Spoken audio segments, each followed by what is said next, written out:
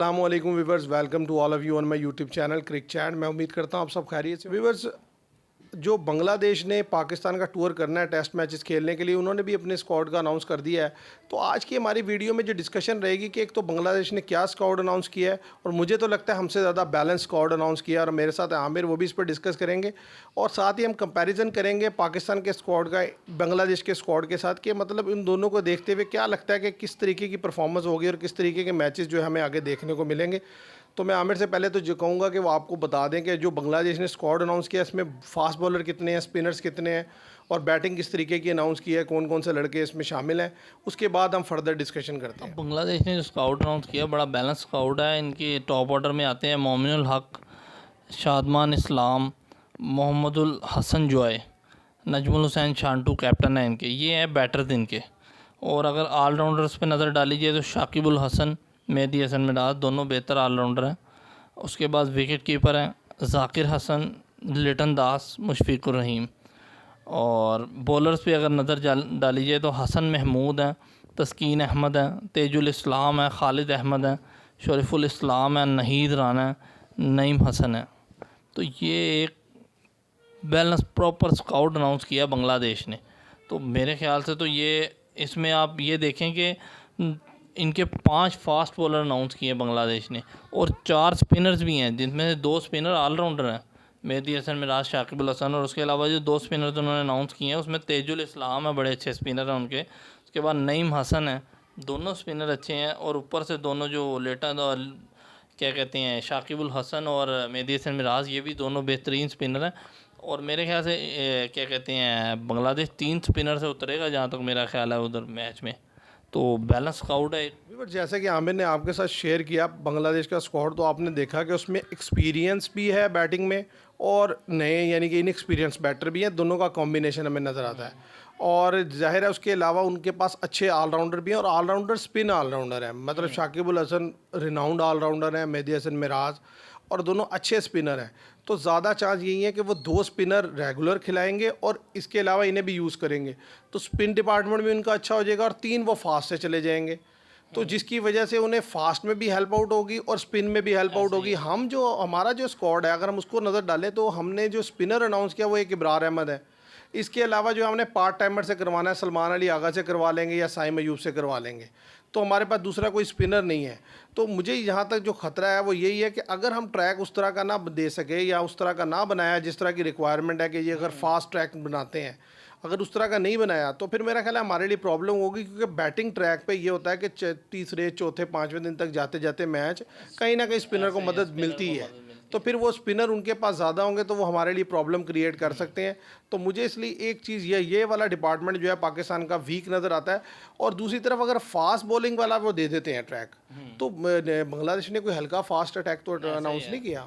देखें उनके 3 fast bowler तो रेगुलर खेल रहे हैं और बड़ी अच्छी परफॉर्मेंस देते हैं। शरीफुल इस्लाम लेफ्ट हैंडर बॉलर है, हमने उन्हें वर्ल्ड कप में भी देखा, अच्छे स्विंग बॉलर हैं वो। तस्कीन अहमद हैं, साथ पेस के साथ बॉल करते हैं। हसन महमूद हैं, वो भी बड़े अच्छे फास्ट बॉलर हैं।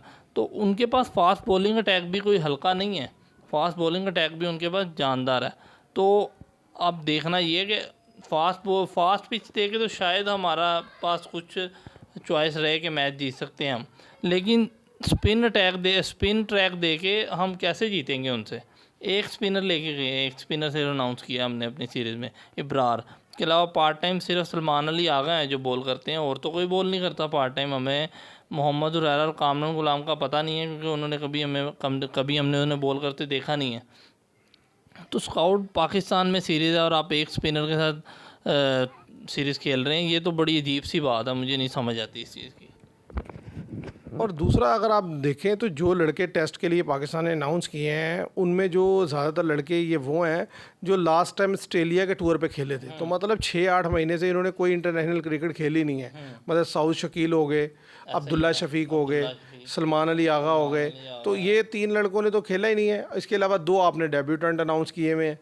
और जो एक्सपीरियंस है उनमें आप कह सकते हैं कि बाबर आजम है, रिजवान है, यानी कि ये आपको लड़के जो हैं, या साइम अयूब जो खेल रहे हैं। और साइम अयूब वैसे ही फॉर्म में नहीं है, उनसे तो समझ नहीं आता। इंटरनेशनल मैच नहीं खेला उसके बाद कोई मेरे ख्याल से। हाँ जी, शान मसूद भी जो है वो कैप्टन, वो ख़ुद भी ज़ाहिर है लीग्स वगैरह में खेल रहे थे। यानी कि इंग्लैंड में, लेकिन उन्होंने भी मैच नहीं खेला इंटरनेशनल। तो काफ़ी अरसे के बाद जो ये लड़के एक तो इकट्ठे खेल रहे हैं और ऊपर से बड़े अरसे के बाद हमारे ये 4-5 लड़के तो बैटिंग करेंगे, तो ये भी बड़ा प्रॉब्लम होता है कि आपका जो लड़के हैं वो इंटरनेशनल खेल ही नहीं रहे थे इतने अरसे से। तो अब देखते हैं कि क्या किस तरीके का सिनेरियो बनता है, लेकिन मैं तो यही समझता हूँ कि अगर फास्ट ट्रैक मिलेगा तो पाकिस्तान को ज़्यादा हेल्प आउट होगी, अगर स्पिन ट्रैक होगा तो बांग्लादेश फंसा लेगा। और जिस तरीके की इस टाइम बांग्लादेश के हालात हुए हुए हैं, अब ज़ाहिर है जो लड़के आएंगे खेलने के लिए, अब वो क्या माइंडसेट से आते हैं ज़रा वो भी देखना होगा। ज़रा वो कोशिश तो अपनी पूरी करेंगे कि बेहतर से बेहतर क्रिकेट खेली जाए, और मुझे भी लगता है कि इस दफ़ा बांग्लादेश ज़्यादा बेहतर क्रिकेट खेलेगा। देखिए, मुल्क के हालात उनके भी तरह थोड़े कह लें कि जो पिछले दिनों में अरसे में मामला चल रहे थे वो काफ़ी तो सॉर्ट आउट हुए हैं। तो मेरे ख्याल से तो बांग्लादेश बेहतर क्रिकेट खेलेगा, और वो पाकिस्तान से खेलते हुए वो वैसे भी थोड़ा ज़रा जोश के साथ जज्बे के साथ खेलते हैं, तो उनकी कोशिश होती है कि वो पाकिस्तान को शिकस्त दें, तो एक अच्छा मुकाबला देखने को मिलेगा हमें। बात यह है कि लास्ट टाइम जब बांग्लादेश ने खेला था पाकिस्तान के अगेंस्ट तो पाकिस्तान ने इजीली जीत लिया था।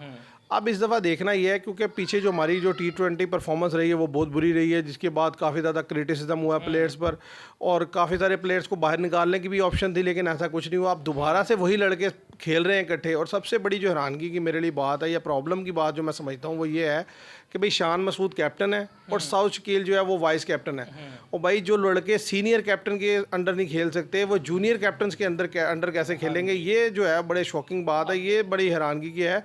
अगर देखते हैं, मुझे लगता नहीं है कि पाकिस्तानियों की नेचर है हम जूनियर के अंडर सीनियर के अंडर नहीं खेलते, जब अगर हमारी लगी हो तो जूनियर के अंडर खेलना तो मेरा ख्याल है नामुमकिन हाथ में से है। अब ये बांग्लादेश के अगेंस्ट खेलेंगे तो हमें पता चल जाएगा, इंडिविजुअल परफॉर्मेंस के लिए खेलेंगे, टीम के लिए मुझे नहीं लगता ये खेलेंगे। आप देखें कि शाहीन जो बाबर की कप्तानी में नहीं खेल रहे, जो रिजवान बाबर की कप्तानी में नहीं खेले, वो शान मसूद और सऊद शकील की दो जूनियर्स की कप्तानी में कैसे खेल लेंगे? आप देखिए ना, मतलब कैसे, मतलब ये कैसे पॉसिबल हो सकता है? बात ये है वो खेलेंगे पता कैसे कि मतलब यानी कि सिचुएशन में इंडिविजुअली जहां रन्स कर सकते होंगे रन्स कर लेंगे। तो बात तो हमें ने ठीक की है। अब देखते हैं कि जब सीरीज शुरू होगी तो किस तरीके की परफॉर्मेंसेज आती है। मेरा ख्याल है एक हेल्दी कंपटीशन देखने को मिलेगा। तो आप भी बताइएगा कि आप हमारी जो ओपिनियन है उससे एग्री करते हैं, डिसएग्री करते हैं, और कमेंट में बताइएगा। तो आज के लिए इतना ही। Thank you very much.